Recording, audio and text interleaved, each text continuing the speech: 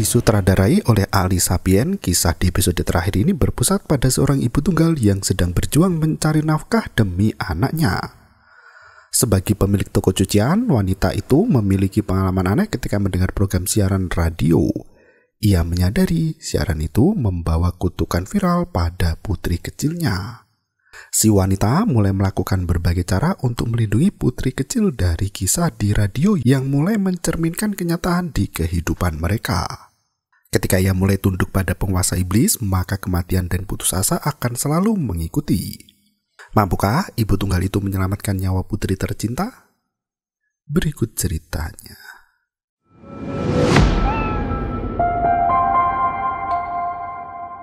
Play memulai hari dengan mandi pagi di udara segar dan cuaca cerah. Saat membuka lemari, tampak impiannya pergi ke Swedia dengan foto pemandangan alam di sana. Belum sempat membuka tempat binatu, seorang pelanggan sudah tak sabar untuk mencucikan pakaian kotornya. Padahal Play masih sibuk mencoba gaun ungu pemberian dari seseorang. Ia bergegas mengganti pakaian dan kembali ke dalam realita kehidupan yang tragis dan bengis. Ia menerima pakaian kotor dari gadis yang bekerja tak jauh dari tempat binatu miliknya. Kali ini ada sekitar 30 gaun yang harus dibersihkan dengan baik. Pelanggan wanita itu tak lupa meminta diskon sebelum akhirnya pergi begitu saja.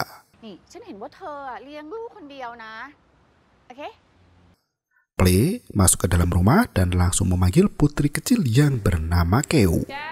Anak itu tidak menjawab panggilan sang ibu hingga membuat Play khawatir mencarinya.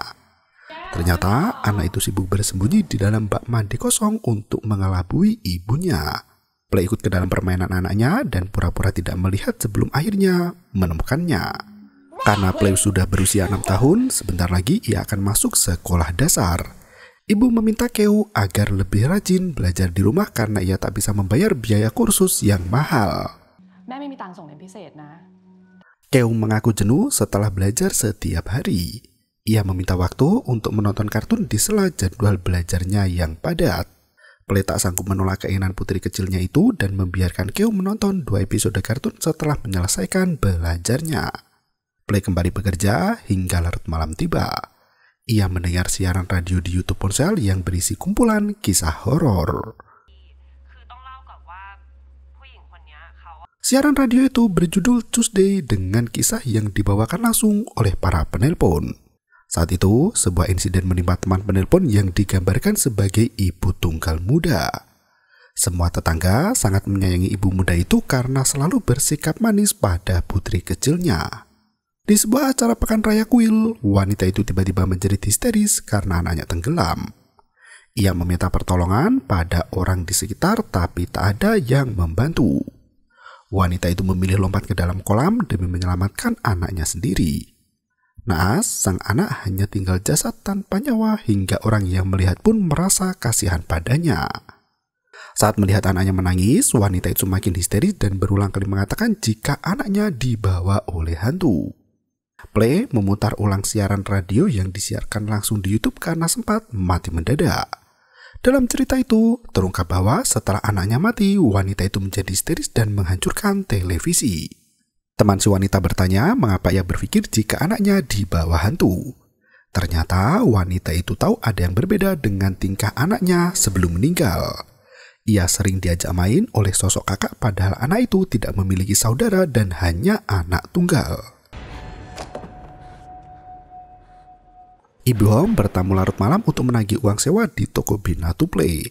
Ternyata Play sudah menunggak bayar selama beberapa bulan hingga Ibu Hom terpaksa menemuinya malam itu juga. Play meminta keringanan karena ia baru saja mendaftarkan Keu di sekolah swasta yang mahal. Ibu Hom sampai penasaran di mana Play menyekolahkan anaknya itu. Play berkata di sekolah Triam Padum Suksa yang memang terkenal elit dan sangat mahal. Sontak, Ibu Hom marah besar melihat penghasilan Play yang tak seberapa namun berani memasukkan anaknya ke sekolah yang terlalu elit. Sebagai pemilik ruko, Hom berkata jika anaknya dimasukkan ke sekolah subsidi untuk meringankan biaya karena perbedaan biayanya terlalu besar. Ibu Hom mengancam jika 2 hari lagi Play tidak membayar uang sewa, maka tempat itu akan disewakan pada orang lain. Play hanya bisa berjanji untuk membayar tunggakan 2 minggu lagi. Ibu Hong melenggang pergi sambil memberikan makanan untuk Cleo. Play menutup pintu rukonya lagi dan melanjutkan pekerjaan.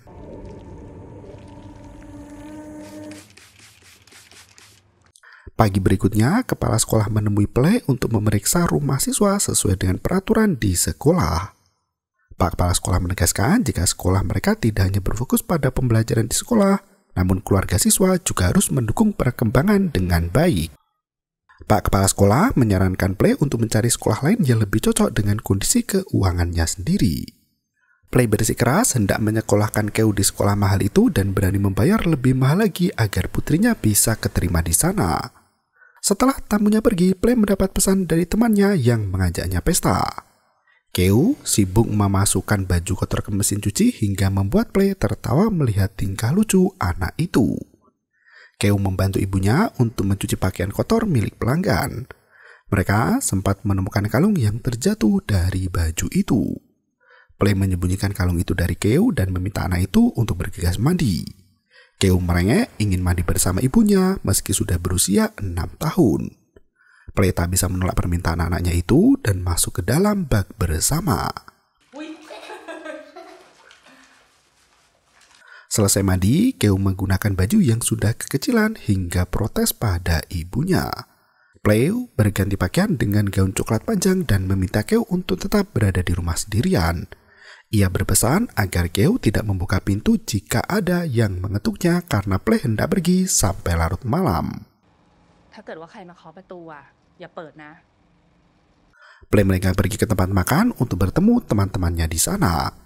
Mereka saling membicarakan pekerjaan masing-masing hingga tampak perbedaan ekonomi yang mencolok antara mereka bertiga. Hong berkata jika Play bisa melamar pekerjaan lain dengan menggunakan ijazahnya. Mereka seolah tahu penghasilan bisnis Binatu tidak sebanyak yang diharapkan. Play mengaku tak bisa meninggalkan rumah karena ia sudah punya anak yang harus dijaga 24 jam penuh. Hong memberi solusi agar Play menyekolahkan Cleo ke asrama agar Play bisa bekerja di luar negeri. Play tidak tertarik membahas kehidupannya sendiri dan beralih menanyakan kehidupan Hong di Swedia. Hong mengeluh harga yang serba mahal di sana. Ia bahkan berkata jika jauh lebih enak tinggal di Thailand saja. Sementara itu, Cleo sudah tidur pulas di dalam kamar setelah menggambar. Ia terbangun begitu mendengar sesuatu dari seberang gedung kamarnya. Play baru saja berjalan pulang saat Cleo tertegun menatap luar jendela. Play berusaha menghubungi anaknya, namun ia mendengar suara rintihan. Play lari sekencangnya untuk menyelamatkan Cleo yang ketakutan. Sesampainya di rumah, Play tertegun melihat mesin cuci menyala dengan sendirinya.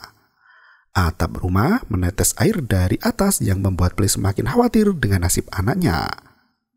Ternyata Cleo sudah tidur lelap di atas ranjang dengan mengenakan selimut tebal. Play berusaha memeriksa kondisi Cleo namun tangannya basah dengan lendir yang licin. Seketika itu,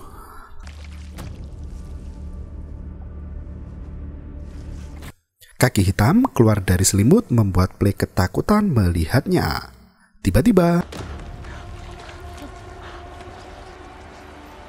sosok hantu anak kecil merangkak mendekati Play dengan sekujur tubuh dibasahi lumpur. Cleo menyalakan lampu dari belakang yang membuat Play terbangun dari khayalan semu. Ia langsung memeluk gadis kecil itu, sementara sosok hantu di atas kasur menghilang dalam sekejap mata. Cleo mengungkapkan jika dirinya baru saja kembali dari kamar mandi dan semua baik-baik saja. Play memeluk anak itu dengan menahan tangis. Cleo menenangkan hati ibunya yang bersedih agar mereka bisa tidur bersama dengan tenang. Play merasa resah dengan nasib putrinya yang hendak masuk ke sekolah dasar. Ia meminta pendapat Cleo bagaimana jika sekolah ke asrama saja. Cleo yang masih kecil bertanya apa yang dimaksud dengan sekolah asrama. Play menjelaskan bahwa Cleo akan belajar sekaligus tinggal di asrama itu dan tidur di sana. Cleo hanya bisa bertemu ibunya saat libur sekolah dan di hari Minggu. Cleo langsung menolak tawaran ibunya untuk tinggal di asrama. Ia tak mau tidur sendiri tanpa ada ibu di sampingnya. Play mengurungkan niatnya menyekolahkan Cleo di asrama dan memeluk anak itu. Ia bertanya apa yang dilakukan Cleo saat ia pergi bertemu dengan teman-teman. Cleo menuturkan jika ia belajar menonton kartun dan mengobrol dengan seorang kakak. Keo menunjuk ke lukisannya dan berkata jika kakak itu tinggal di rumah seberang. Play panik bukan kepalang dan teringat dengan cerita siaran radio horor yang mengisahkan seorang wanita yang diganggu oleh sosok gadis kecil tak kasat mata. Keo berkata jika sosok kakak itu sering datang untuk mengajaknya bermain bersama. Play mulai menaruh curiga dengan rumah seberang dan lebih waspada terhadapnya. Pagi itu, Play kembali mendapat telepon dari kepala sekolah yang memberi kabar jika uang pendaftaran diajukan esok hari. Play kebingungan dan panik mendengar hal itu karena tingkat uang pendaftaran bisa dibayarkan hingga minggu depan. Play masih bersikeras untuk membayar tepat waktu meski dirinya tak punya cukup uang.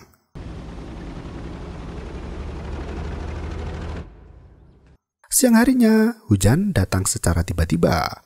Play mengangkat semua jemuran yang kehujanan hingga basah lagi. Hari berikutnya, Keo sudah masuk ke sekolah dasar swasta impian ibunya. Ia berjanji pada ibu untuk belajar lebih giat dan mengikuti semua pelajaran di sekolah. Keo meminta ibu untuk mengantar ke sekolah setiap pagi. Ia mengaku sedih ketika ibu tak ada di sampingnya. Play berjanji akan melakukan yang terbaik untuk Keo. Ia memberikan hadiah karena esok hari Keo mulai pelajaran hari pertama di sekolah baru. Ia memperbolehkan Keo menonton kartun seharian hingga anak itu berteriak kegirangan. Keo masih mengenakan seragam yang kebesaran. Play berkata seragam itu akan pas dengan sendirinya setelah Keo bertambah usia. Play pergi ke rumah Ibu Hom untuk membayar tunggakan uang sewa. Karena ia hanya membayar separuhnya saja, Bu Hom mengenakan bunga yang cukup tinggi. Sementara itu, wanita pelanggan Binatu hendak mengambil bajunya. Play berkata baju mereka belum jadi karena tersiram air hujan. Ibu Hom kebingungan mendengar hal itu karena sedari tadi cuaca sedang panas tanpa hujan atau gerimis sedikit pun.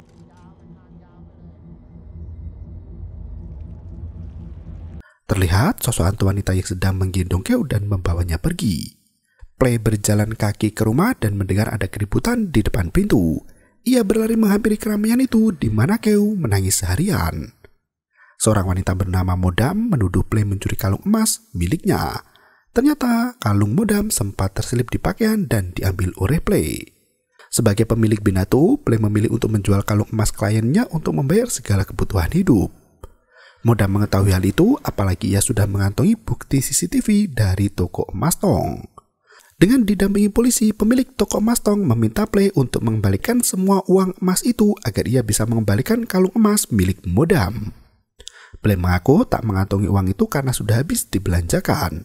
Ia berjanji akan mengganti uang kalung itu sesegera mungkin. Ia memohon agar dikasihani karena putrinya ketakutan. Modam memberi waktu 2 hari karena jika tidak ia tak segan memasukkan Play ke penjara. Play melenggang masuk ke dalam kamar dengan isi kepala yang bising. Keo ribut meminta perhatian ibunya hingga membuat Play semakin pusing. Play membawa Keo ke kamar mandi sementara ia mengemasi semua pakaian. Play mengemasi semua pakaian untuk kabur dari tempat itu. Sisa uang yang ia miliki semakin menipis sementara kebutuhan hidup terus meningkat. Play membuka pintu kamar mandi namun putrinya tak terlihat lagi. Ia panik mencari keberadaan Keo yang tak ada di dalam rumah. Saat mengintip keluar dari jendela, sosok Keo berada di seberang gedung dan melenggang pergi begitu saja. Play lari menerobos gedung kosong seberang toko di mana lampu berkedip tanpa henti. Anehnya, di dalam gedung kosong itu mirip seperti toko Binatu lengkap dengan mesin cuci dan foto dirinya. Salah satu mesin cuci di depannya menyala dan berputar kencang sampai berguncang. Ternyata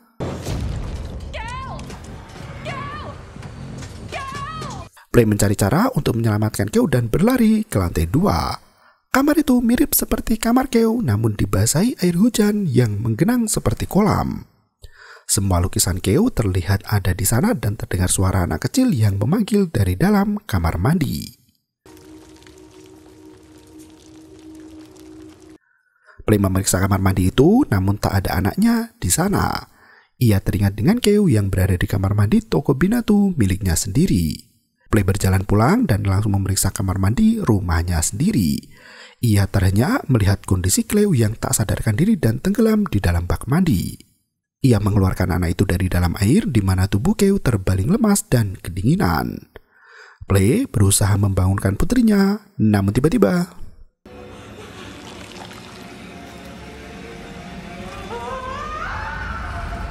Play melihat hantu wanita yang mirip seperti dirinya berdiri di sana.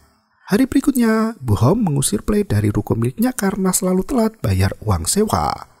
Wanita pemilik salon mengaku kasihan pada Play karena tidak punya suami dan anaknya meninggal dunia. Hom menuturkan jika Play tidak bekerja di luar negeri setelah anaknya tiada. Ia yakin Play sudah jauh lebih bahagia dari sebelumnya. Malam itu, Hom memeriksa ruko bekas binatu tempat Play menyewa. Ia heran melihat genangan air di lantai rumah. Saat diperiksa, genangan air itu berasal dari atap yang bocor. Hom mengeringkan air itu dengan lap sembari menonton acara Terror Tuesday. Ternyata, Play menelpon siaran streaming YouTube Terror Tuesday untuk menceritakan kisah hidupnya yang mirip seperti salah satu kisah. Play mengaku selalu dihantui oleh sosok wanita yang merenggut nyawa putrinya. Play meminta pertanggungjawaban dari host acara itu karena hidupnya menjadi semakin tak menentu. Sang pembawa acara mulai panik, apalagi siarannya terkena gangguan teknis. Ia berjanji tim Terror Tuesday akan membantu permasalahan Play yang sedang menelpon dan film pun berakhir. Serangkaian kejadian mistis yang diceritakan secara live lewat telepon ini diklaim sebagai kisah nyata yang benar-benar terjadi di Thailand. Sosok Play di kisah ini pun diduga pernah menelpon ke acara dengan tuntutan yang sama. Mereka mendapat kutukan viral setelah mendengar kisah horor di acara itu. Salah satu kisah yang dibawakan menimpa sama persis seperti kehidupan Play dan bisa jadi menimpa pendengar lainnya. Meski Play membunuh anaknya sendiri, namun ia masih dihantui oleh sosok kutukan viral itu. Hingga kini, tak ada yang bisa mengkonfirmasi keberadaan Play yang kemungkinan besar sudah bekerja di luar negeri. Kisah ini menekankan pada gaya hidup yang tidak sesuai dengan penghasilan. Meski Play berusaha memberikan yang terbaik untuk anaknya, namun sikap keras kepalanya membuat semua rencana berakhir sia-sia. Apalagi Play mencuri kalung pelanggan yang membuat hidupnya terancam di penjara. Bahkan semua teman-teman pun bersedia untuk membantu, namun Play menolak semua tawaran itu. Alangkah lebih baik jika Play mendengar siaran dan nasihat dari tetangga sekitar yang iba padanya. Terima kasih dan sampai jumpa. Yo, bermau itu ketara.